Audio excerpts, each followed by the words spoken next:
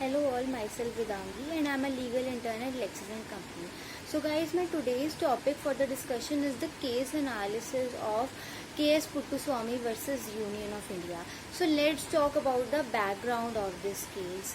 So in this case, the 9-judge bench of the Supreme Court of India unanimously held that the right to privacy was a constitutionally protected right, as well as it is also a part of the fundamental rights of our constitution.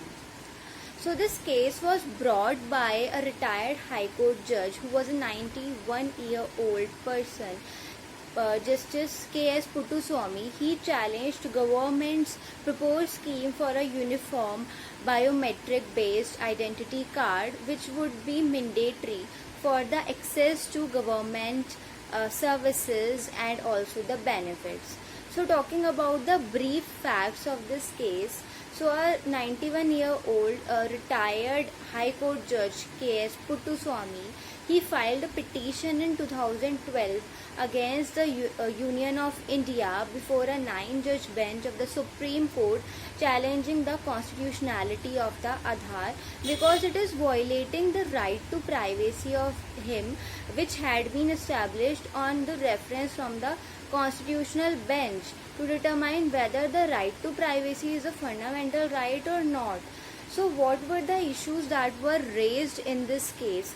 First issue was that whether or not there is any right to privacy provided in our fundamental rights or not, and the other issue that was raised was whether or not the decision made by the court that there are no such fundamental rights in the case of MP Sharma versus Satish Chandra, as well as in the case of Khadak Singh versus State of Uttar Pradesh.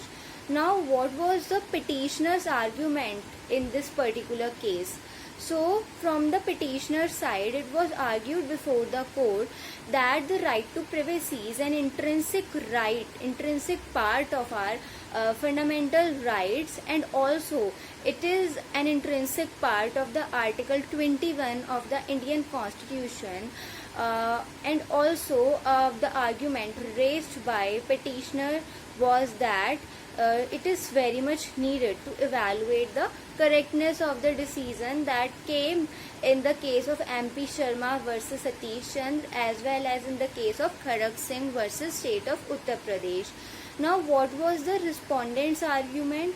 So, from the respondent's side, it was argued that the Constitution of India does not protect the right to privacy, and also on this ground, the right of privacy was not guaranteed under the Constitution, and hence Article 21 does not talk about any right to privacy.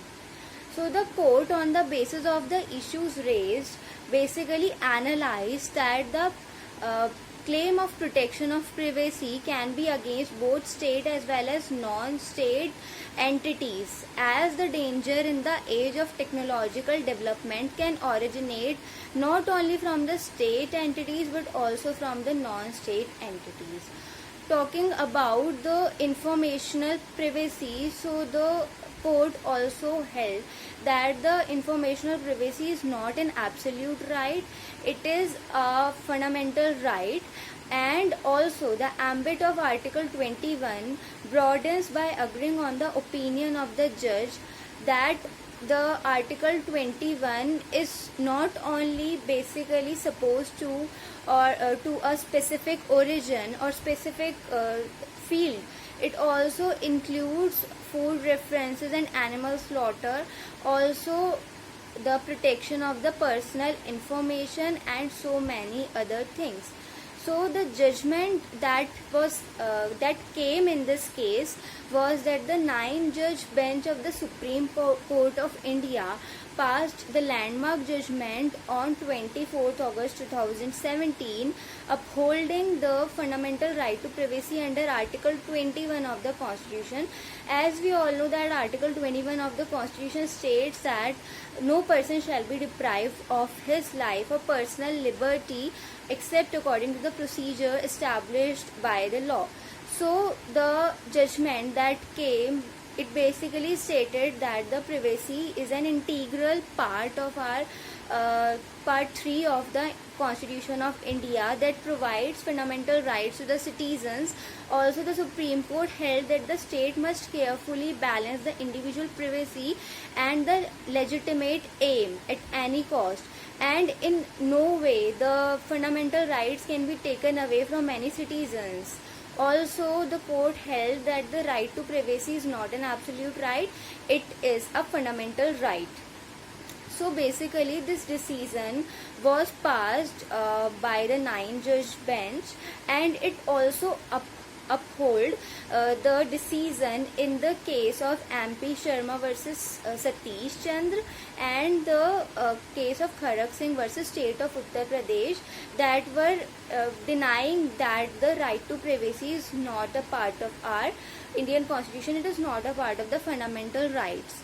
Also, the right to privacy is protected as an intrinsic part of the right to life and personal liberty under the Article 21 of the Indian Constitution.